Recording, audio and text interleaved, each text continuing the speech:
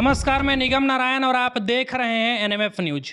बिहार का विकास, बिहार का उत्थान तथा आईपीएस लोग का राजनीति के प्रति रुझान, ऐसे ही कुछ तमाम मुद्दों पर खास बातचीत करने के लिए हमारे साथ खास मेहमान हैं आईपीएस आनंद मिश्रा जी। सर, सबसे पहले आपका हमारे चैनल में स्वागत। धन्यवाद निगम जी, थैंक यू। सर, सबसे पहला मेरा सवाल ये रहेगा कि आज आपसे मैं जो सवाल करूंगा वो बतौर एक आईपीएस करूं या फिर बतौर एक नेता करूं? अब बतौर बिहार का बेटा करिए। बतौर बिहार का बेटा। अच्छा सर, इनकाउंटर स्पेशलिस्ट रह चुके हैं। बिहार का बेटा ये सब थोड़े करता है, ये सवाल ही गलत नहीं, हो गया। लेकिन सर इनकाउंटर स्पेशलिस्ट रह चुके हैं। ऐसा नहीं, देखिए, अगर आपको जब ठोक के ना बंदूक लगा देगा गर्दन पे दीवार में चिपका के, तो आपको भी हाथ पैर मारना पड़ेगा बचने के लिए।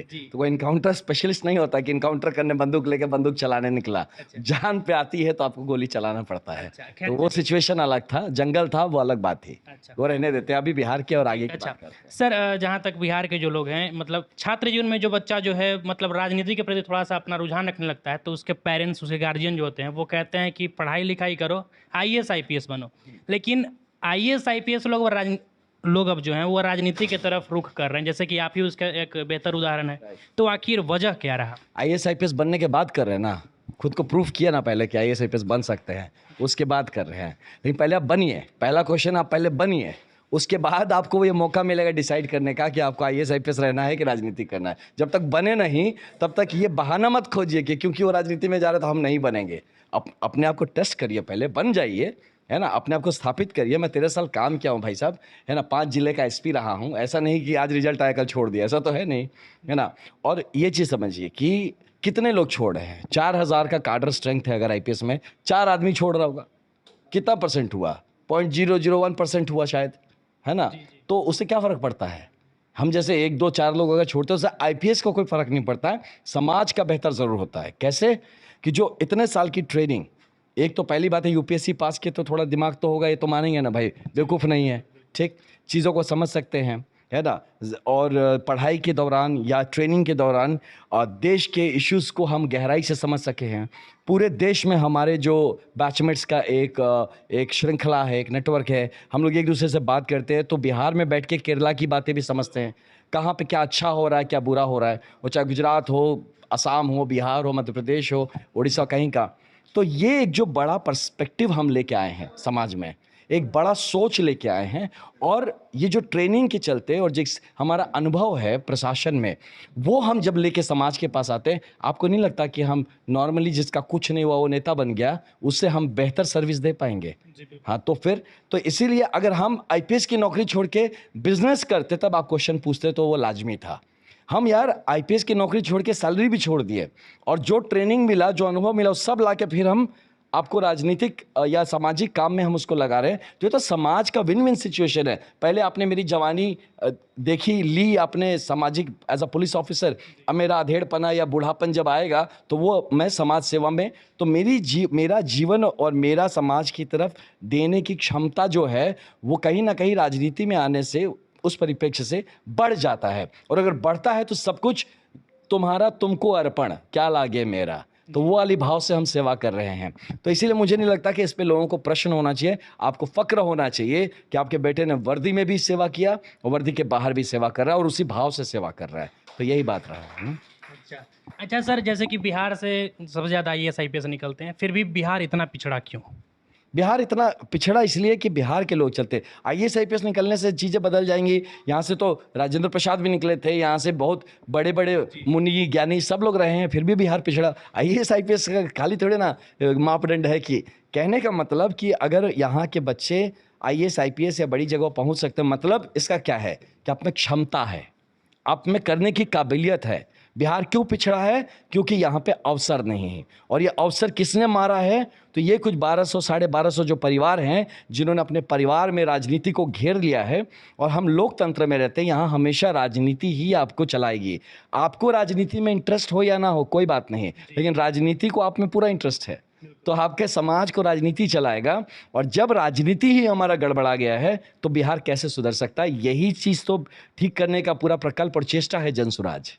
अच्छा सर, एक बात और बताइएगा कि अभी आप एक संवैधानिक पद पे थे, अब जो है आप राजनीति में आ गए, तो कहीं ना कहीं आपको क्या ये लगा कि नेता लोग जो हैं वो आईएएस आईपीएस को अपने अंडर में रखते हैं इसलिए नेता बन जाए? नहीं नहीं नहीं नहीं, ये सब छोटी सोच है, ये छोटी सोच है। ये मतलब मैं चाहता हूँ इस छोटी सोच से देश को निकलना बहुत ज़रूरी है।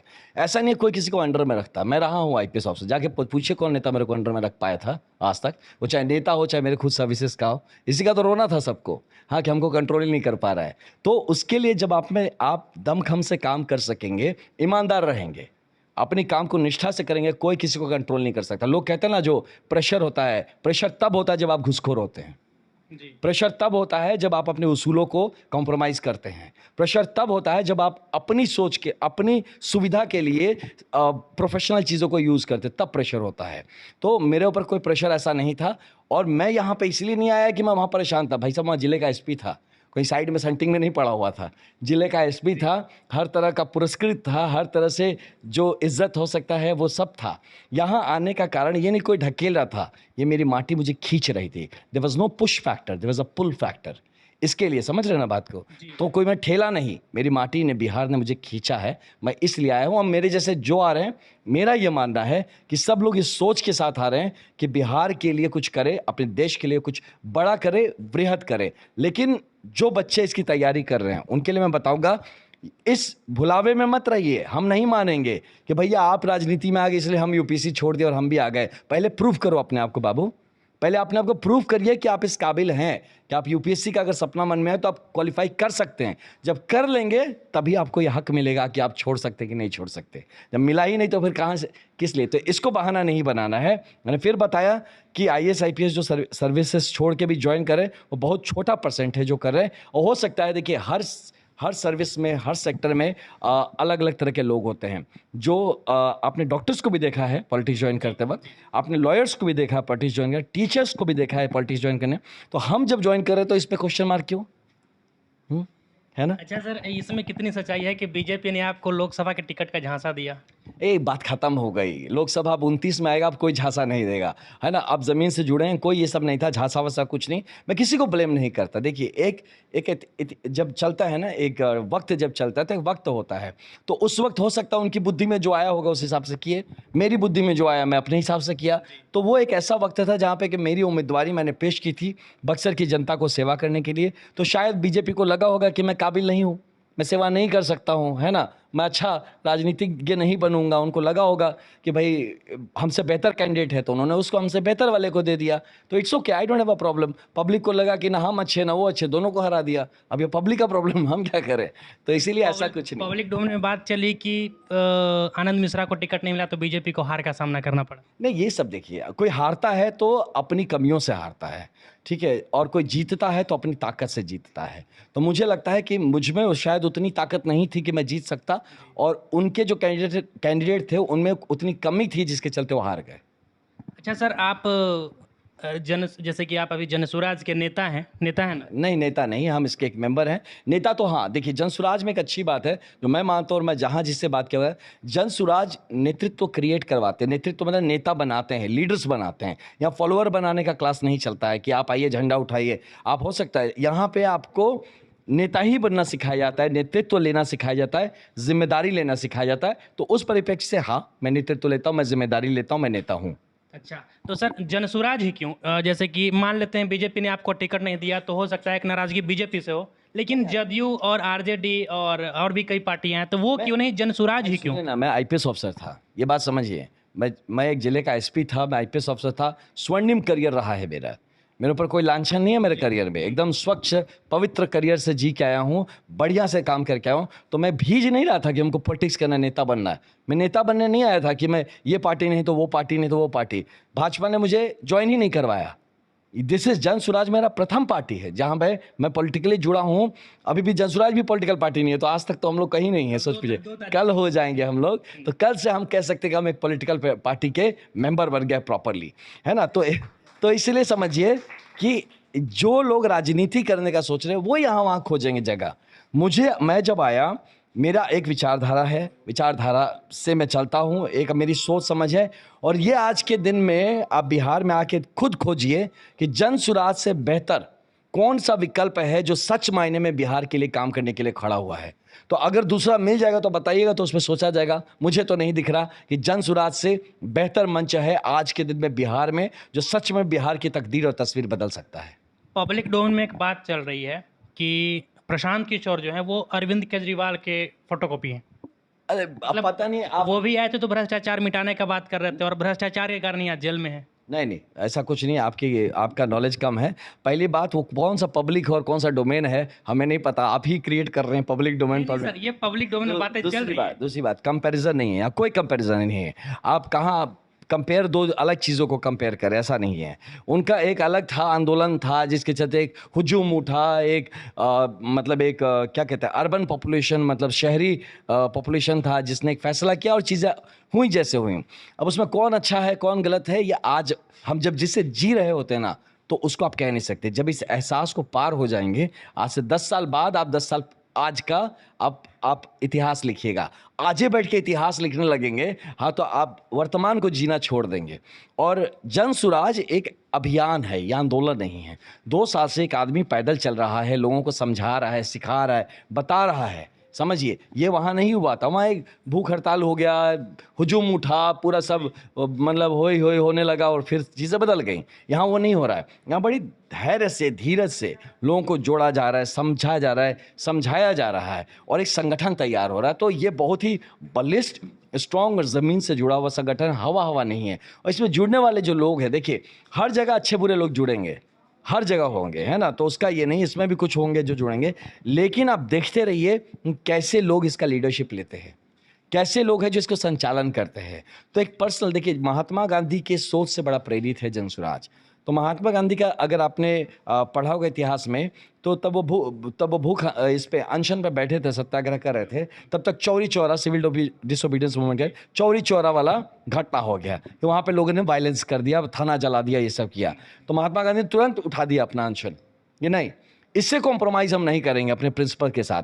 हमने जिस तरीके से शुरू किया है काम करने को, कि हम भारत की आज़ादी नॉन वायलेंस पे दिलाएंगे, हम भारत को, क्योंकि उनको भी पता था कि ये तफरा तफरी करके भारत को ठहरने वाली आज़ादी और आगे का भविष्य नहीं बनेगा। जन सुराज भी इसी ठहराव को खोज रहा है, ये भी उन प्रिंसिपल्स पे कॉम्प्रोमाइज़ नहीं करना चाह रहा है। तो इसीलिए ये जो कंपैरिजन कर रहे हैं लोग, उनको कहिए थोड़ा पढ़ लिख के आया जाए, थोड़ा समझा जाए कि भाई उस पार्टी का इतिहास क्या है और ये जो चल रहा है जन सुराज का अभियान, ये कैसा है। दिखने में एक जैसा है क्योंकि समकालीन है, वो दिखने में बड़ा एक जैसा लगता है। जैसे बुद्धिज़्म एक धर्म है और जैनिज़्म भी एक धर्म है, समकालीन है ना, दोनों एक ही हैं क्या? नहीं, दोनों अलग है। और दोनों के काफ़ी भिन्नता, सिमिलैरिटी भी है तो भिन्नता भी है। तो एक जैन आदमी से कह दीजिए कि अच्छा आप और बुद्धिस्ट एक ही हैं, दौड़ा के मारेगा आपको। या बुद्धिस्ट से कह दिया तो आपको मार, कहने का मतलब ये आइडियोलॉजी है, आप इसको इस तरह से नहीं कर सकते हैं। भगवान महावीर ने जो सिखाया, जो भगवान बुद्ध ने सिखाया, वो अलौकिक, एक अपने में एक अलग चीज़ है। तो ये सारी चीज़ें, तो मैं इसको कंपेयर नहीं कर रहा हूँ, ये मत सोचिएगा कि लोग कहेंगे हम कंपेयर कर रहे हैं कि बुद्धिज़्म और जैनिज़्म से, तो ऐसा नहीं है। कहने का मतलब है कि समकालीन होने से दो चीज़ें एक नहीं हो जाती। अच्छा सर, आप बताएं कि जन सुराज एक अभियान है, पदयात्रा करते हैं, तो पदयात्रा में प्रशांत किशोर कह रहे हैं कि हम ना तो किसी से वोट मांगते हैं और ना ही ये कहते हैं कि वोट किसको दो, तो आखिर पदयात्रा में करते क्या हैं? इसके लिए आपको पदयात्रा आना पड़ेगा या हमारी सभाओं को सुनना पड़ेगा। इसमें करते ये हैं, शॉर्ट में आपको बताया जाए कि आपको बताया जाता है कि आपकी दुर्व्यवस्था जो है, जो हालत ख़राब है, जो ये पड़े हुए हैं कि आज जाके बिहारी नाम से गाली सुनना पड़ता क्यों है, इसका कारण कौन है? इसका कारण नेता नहीं है, हम ही लोग हैं। कि ये बताया जाता है कि जब आप 500 रुपया लेके और जाके वोट देंगे तो आप चाहेंगे कि आपका जो नेता हो वो हरिश्चंद्र हो, तो ये आपका सोच ही गलत है, ये बताया जाता है। ये बताया जाता है कि जब आप 5 किलो अनाज के नाम पे वोट देंगे या किसी मंदिर मस्जिद के नाम पे देंगे तो मंदिर बनेगा, 5 किलो अनाज मिलेगा, बच्चे को पढ़ाई नहीं मिलेगा क्योंकि आप उस पर वोट नहीं देते हैं। ये बताया जाता है। ये बताया जाता है कि भविष्य आपका है, जो बिहार आपका है, आपका हक बनता है कि आपके बच्चे यहाँ पे फैक्ट्री लगे और यहाँ के फैक्ट्रियों के मालिक बने और यहीं पे घर पे रह के काम करें। ये बताया जाता है कि आपके बच्चे को जो गुजरात भेजा जाता है, महाराष्ट्र भेजा जाता है, लेबर का फैक्ट्री बना दिया गया है, आप इसके हकदार नहीं हैं, आप इससे बेहतर जीवन, आपका अधिकार है और एक बेहतर बिहार का आपका अधिकार बनता है। तो इसके लिए अगर साथ उठ के खड़ा हो सकते तो उठिए। अगर आप में साहस है, ताकत है, नेतृत्व लेने की क्षमता है, तो आपको संगठन और संसाधन दोनों जनसुराज क्रिएट करके देगा, आपको देगा। ये बात बताई जाती है। और भी बहुत सारी बातें, इसके लिए आपको एक बार पदयात्रा आना पड़ेगा। बिल्कुल, हम उसमें शामिल होंगे। और सर, एक आखिरी सवाल जाते जाते कि तेजस्वी यादव आप लोगों पे आरोप लगाते हैं जनसुराज अभियान पे कि आप लोग तो पूरा टेंट सिटी लेके चलते हैं। तो अब देखिए क्या बताया जाए। अब जिसने ज़मीन पे काम नहीं किया है, जिसको ज़मीन की समझ नहीं है, जो चांदी के ना चम्मच लेके पैदा हुआ हो, तो उनको ये सब चीज़ें नहीं समझ में आएंगी। तो उनके इन सब बातों पे ऐसे बड़े लोग कटाक्ष करेंगे, हाथी चले बाजार। अच्छा, तो हम क्या बोले, छोड़िए। फिल इन द ब्लैंक्स कर देना है बाकी आप ऐसा लोग। नहीं, मतलब मैं किसी को गलत बात नहीं कहना चाहता हूँ, बट कहने का मतलब कि जब हाथी चलता है, बहुत लोग इधर उधर पत्थर मारते हैं, कोई कुछ बोलता है, कोई कुछ करता है, तो इससे कोई फर्क नहीं पड़ता। हाथी अपने रास्ते चलता है। अच्छा, तो कल जो है जनसुराज एक पार्टी का रूप ले लेगा जी। और उसके बाद बेहतर कोई 5 काम गिनवा दीजिए। 5 का बेहतर का गिनवा दीजिए। अब सुन लीजिए। बच्चों की पढ़ाई, जी। युवाओं की कमाई, हम्म 2 नंबर। हम्म बुजुर्गों की दवाई, हम्म समृद्ध किसान भाई, हम्म सशक्त हमारी बहन, मजबूत हमारी माई। मतलब सभी मुद्दों पे काम कर रहे हैं, सभी के लिए यस, काम ये कर रहे 360 डिग्री हम काम कर रहे हैं। हर मुद्दों पे काम कर रहे हैं। जो 5 जो पॉइंटर्स हैं जो कि जनसुराज ने दिया है आपको, ये वही पॉइंटर्स हैं जिसको मैंने थोड़ा सा पोइटिक तरीके में आपको बता दिया, शॉर्ट में समझा दिया। इस पे हम विस्तार पे बात कर सकते हैं। हैं। अच्छा सर, कुछ लोग जो हैं वो नाराज इसलिए भी हैं, एक तरह से कहें कि जो राइट विंग के लोग हैं, कि आप लोग जो हैं मुसलमानों को कहते हैं कि आपको इतना सीटें देंगे। सुनिए, सब लोग सुनिए ठीक से। जी। परिवार में 5 बेटे हैं, ठीक है? हम्म। 5 बेटे हैं परिवार में। मुस्लिम कितने हैं परसेंट में? करीब 18%, 20% के आसपास। तो कितना हो गया? 100 में से एक भाई हुआ ना। एक भाई साहब। तो आप क्या चाहते हैं? ये 4 भाई मिलके घर चलाए और एक भाई ऐसे ही बैठे रहे, उसको हम नहीं इन्वॉल्व करेंगे घर चलवाने में। तो भाई आप एक भाई को क्यों निठाला बनाने पे लगे हुए हैं? भाई 5 भाई मिलके घर चलाएगा। अब भाई, अब ये तो सच्चाई है, आप इसको कैसे झुठला देंगे कि 20% मुस्लिम तो है ना भाई अपने बिहार में, करीब करीब 20%। तो भाई 5 में से एक तो वो हुआ ना। तो आप मतलब, हम तो उस दिन मिले कुछ अपने माइनॉरिटीज़ के भाइयों से, तो उन सबसे यही कह रहे थे कि हम आपको खुश करने नहीं आए हैं, हम आपको बताने आए हैं, आपको जिम्मेदारी समझाने आए कि घर में एक भाई आप भी हैं, आपकी जिम्मेदारी बनती है कि नेतृत्व लीजिए। आप तो इतना दिन नेतृत्व ले ही नहीं रहे, आप तो लालटेन में तेल बन के जल रहे हैं। हम तो कम से कम अपने भाई को बोल रहे हैं कि भाई आओ नेतृत्व लो। ये 4 भाई घर नहीं चला पाएगा, मेरा 5वां भाई नहीं जुड़ेगा तो बिहार आगे कैसे बढ़ेगा? आप चुप बैठे रहेंगे, खाली 4 भाई काम करेगा, ऐसा नहीं होता है। तो इसीलिए हम लोग कह रहे हैं, राइट विंग लेफ्ट विंग ये सब कुछ नहीं होता। हम बता रहे हैं, सब नैरेटिव बिल्डअप किया जाता है, लोगों को आकर्षित करने के लिए, एक जगह लाने के लिए ये सारी चीज़ें बनाई जाती हैं। तो ये विभाजन की राजनीति जनसुराज में नहीं होता, ये जोड़ने की राजनीति होती है, तोड़ने की राजनीति नहीं होती है। बिहार जुड़ेगा तब बिहार बढ़ेगा।